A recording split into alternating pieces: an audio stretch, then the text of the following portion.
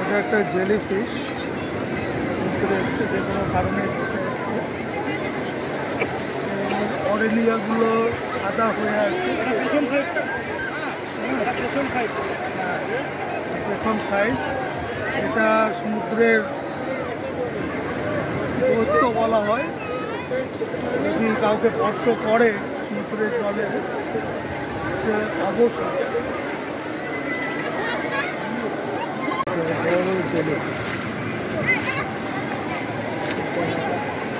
Size টেন্টাগুলো নিচে আছে। এটা ছাতার মতো, এটা বড় ছাতার মতো লাগবে।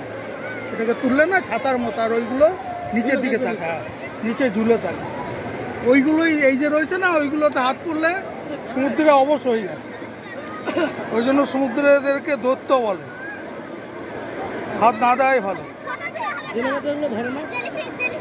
বাবা জেলেরা এটা বিগত 86-7 থেকে আমরা 9-10 বার দীঘায় এসেছি। কলেজ এক্সকারশন, বিএড এক্সকারশন, এবং সেই সময় আমরা নিউ দীঘা থেকে ওল্ড দীঘা হেঁটে যেতে পারতাম প্রথমের দিকে। পরবর্তীকালে 2000 সালের পর থেকে আমরা ওল্ড দীঘা আর হেঁটে যাওয়া যায় না, সেখানে প্রচুর ঢেউ।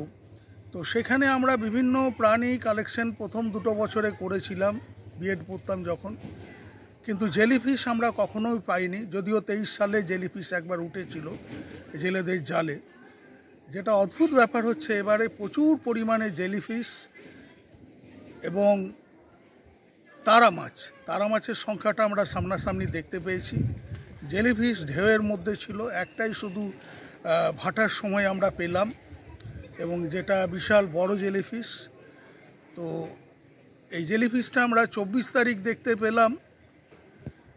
24 তারিখ রাত থেকেই ঢেউয়ের পরিমাণ অনেকটা বেড়ে গেছে। আমরা ভাবলাম যে এইরকম একটা পরিস্থিতিতে কেন জেলিফিশ এলো, এটা সত্যি ভাবালো।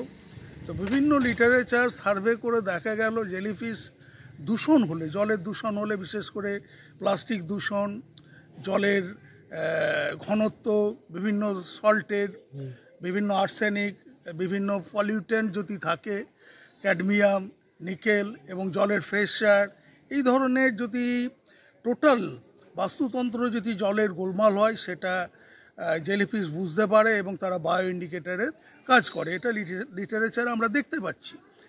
এবং জেলিফিশ বিশেষ করে সমুদ্রের তলদেশের বিভিন্ন মাছের খাদ্য হিসাবে নিজেরা কাজ করে।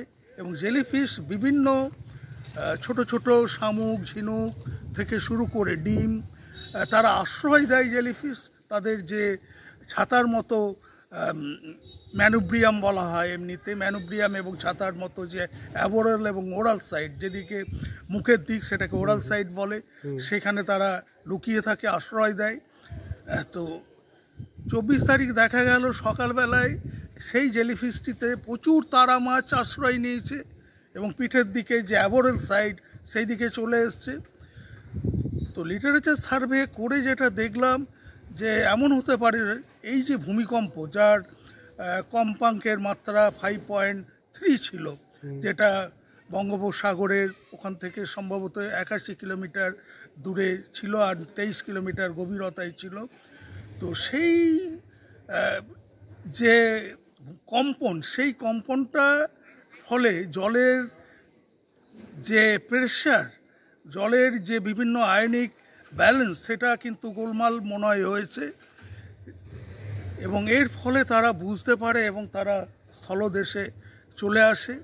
এছাড়াও 2004-এ যখন সুনামি হয়েছিল, আমি তখন পুরীর সমুদ্রে ছিলাম, এবং সেক্ষেত্রেও দেখেছি বিভিন্ন ধরনের কাঁকড়া, তারা মাছ, শামুক, ঝিনুক, যেগুলো পুরীতে আগে কিন্তু দেখা যেত না। পুরীও 5-6 বার গেছি। তো সেই সমস্ত সুনামির সময় দেখতে পেয়েছিলাম, এবং সমুদ্রের তলদেশ নামছে, উঠছে, যেন ঢেউ খেলে যাচ্ছে এরকম।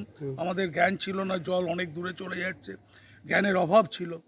তো মনে হয় জেলিফিশ একটা বায়ো ইন্ডিকেটার হিসাবে কাজ করে, এবং যেটা নিয়ে আমার মনে হয় আরও রিসার্চ করা দরকার। তো আমি ডক্টর সুভাষচন্দ্র দত্ত, পরিবেশবিদ,